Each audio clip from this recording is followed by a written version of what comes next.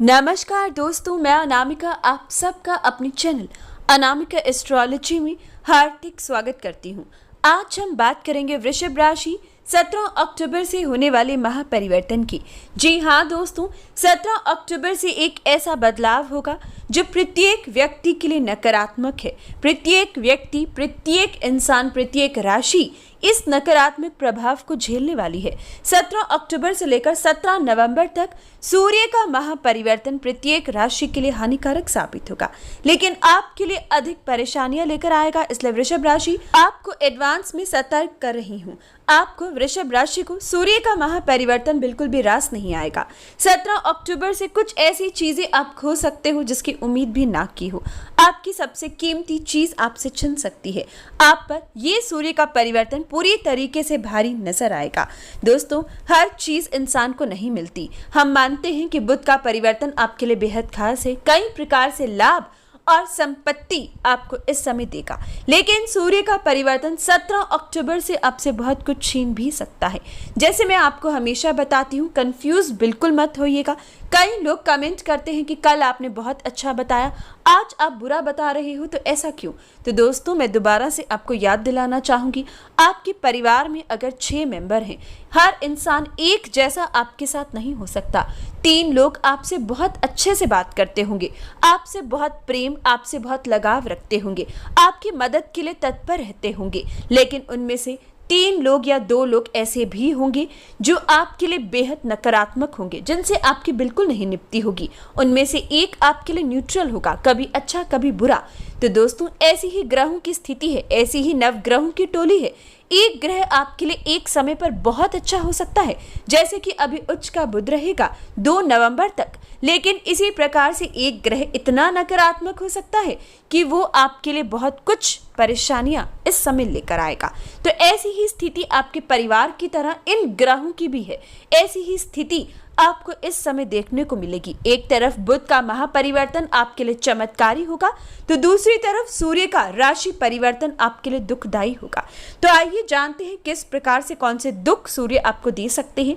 हालांकि कुछ लाभ भी देंगे, इसलिए ध्यानपूर्वक पूरी जानकारी देखिएगा और इसका समाधान आपको जरूर बताऊंगी, ताकि दुख आने से पहले समाधान कर लो और इस परेशानी को कम से कम आप भुगतो। दोस्तों, ऐसा नहीं होता कि समाधान कर 100% आपके लिए चीजें बदल जाएं, लेकिन ये गारंटी है कि 70 to 80% समाधान से, उपाय से आप चीजों को बेहतर कर पाओगे और नकारात्मक ऊर्जा को समाप्त कर पाओगे।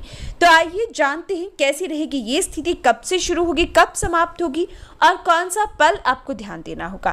तो दोस्तों, 17 अक्टूबर को दोपहर 1:11 पर सूर्य कन्या से तुला राशि में प्रवेश करेंगे। दोस्तों, सूर्य साल में एक बार अपनी नीच राशि में आते हैं और जब आते हैं तो बहुत कुछ बदल कर रख देते हैं।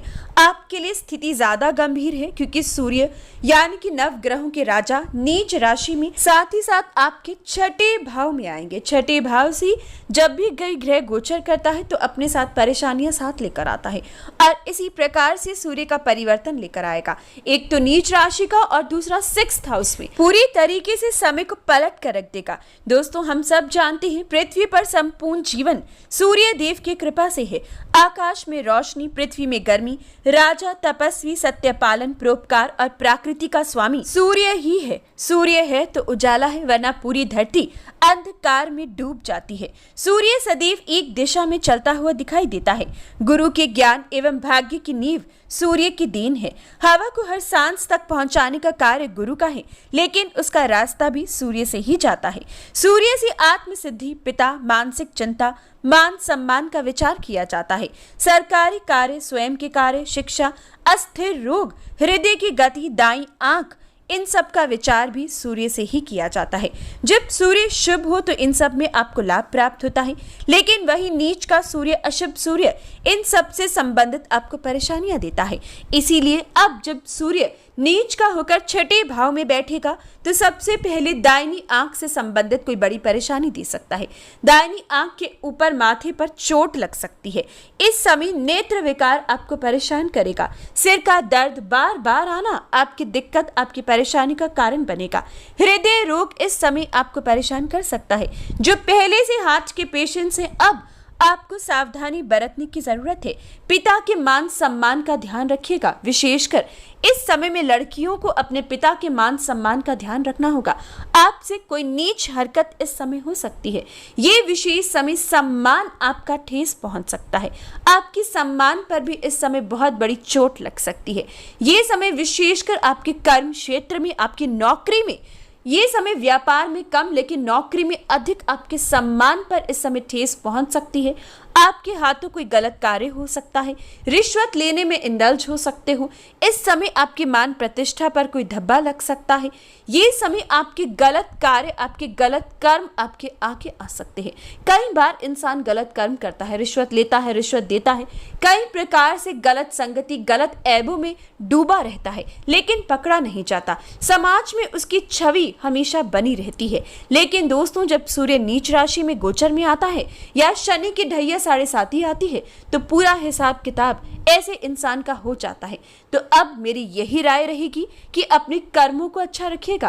कर्मों को सही रखोगे तो शुभ परिणाम मिलेगा, वरना आपके कर्म इस समय आपको किसी मुश्किल में डाल सकते हैं। यानी कि गलत संगति से, गलत ऐबों से, रिश्वत लेने से, रिश्वत देने से, सरकारी अफसरों से उलझने से, सरकारी नौकरी में आलस्य अपने अंदर लाने से आप किसी परेशानी में आ सकते हो। जो लोग सरकारी नौकरी में हैं, अब पूरी तरीके से कमर कस लें। अब अपने काम के प्रति जिम्मेवारी निभाएं, वरना बाद में बहुत बड़ी मुश्किल आ सकती है। किसी को भी धोखा देने से बचें, किसी के लिए भी झूठ बोलने से, झूठी गवाही देने से बचें। दूसरों की लड़ाई झगड़े से जितना दूर हो उतना दूर रहें। इस समय में परिवार में भी शांति को बरकरार रखें। अपनी सेहत के प्रति लापरवाही को छोड़ें। खाने पीने का विशेष ध्यान दें।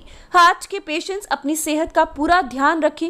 हर प्रकार से जैसा आपका रूटीन है उसको सुधारें, एक्सरसाइज करें, समय पर खाएं, समय पर सोएं।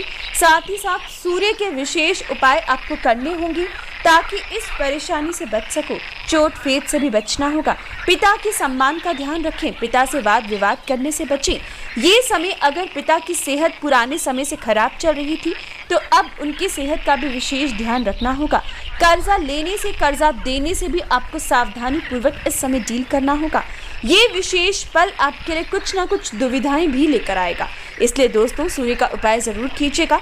17 अक्टूबर से लेकर 17 नवंबर तक, जब तक सूर्य नीच राशि में है, इस समय को जैसे तैसे निकालिएगा। वैसे भी सूर्य आपके सुख के स्वामी है। हालांकि इस समय में आप सुख खरीदने में पूरा ध्यान दोगे, लेकिन इन सुखों को कर्जे के साथ खरीदोगे, जिसकी वजह से बाद में पछताओगे। ये समय आप कोई बड़ा कर्जा अपने सुखों को खरीदने के लिए ले सकते हो।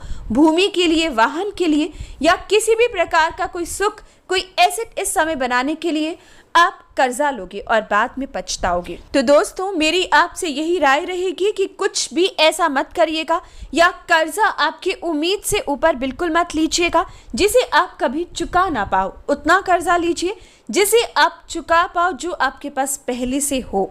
साथ ही साथ इस समय में विशेषकर अवैध संबंधों से दूरी बनाइएगा, क्योंकि शुक्र और केतु की युति भी बन चुकी है। सूर्य नीच राशि में आ चुका है। आपके अवैध संबंध आपको बहुत बड़ी मुश्किल में, समाज में निंदा इस समय दे सकते हैं। तो ध्यान दीजिएगा, इस समय जितना हो सके आपको भगवान की भक्ति में लीन रहना है और विशेष उपाय करने होंगे। 17 अक्टूबर से लेकर विशेषकर 17 नवंबर तक इन उपायों को अपनाकर देखिएगा। स्थिति आपके लिए ठीक होती चली जाएगी। सबसे पहले सूर्य को बलवान करने के लिए आपको नमक का इस्तेमाल कम करना है, यानी कि नमक अधिक नहीं खाना है और साथ ही साथ नमक खाने में कम होने पर ऊपर से डालना पूरी तरीके से आपके लिए नकारात्मक प्रभाव लेकर आएगा।